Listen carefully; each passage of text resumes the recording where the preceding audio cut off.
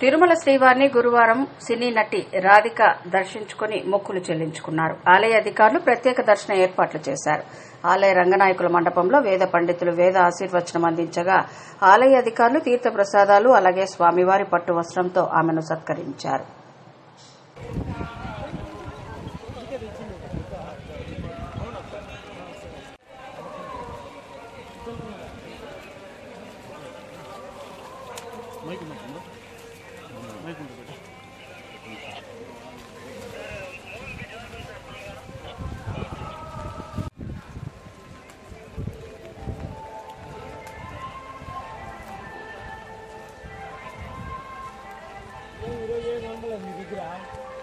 మామూలే కదా.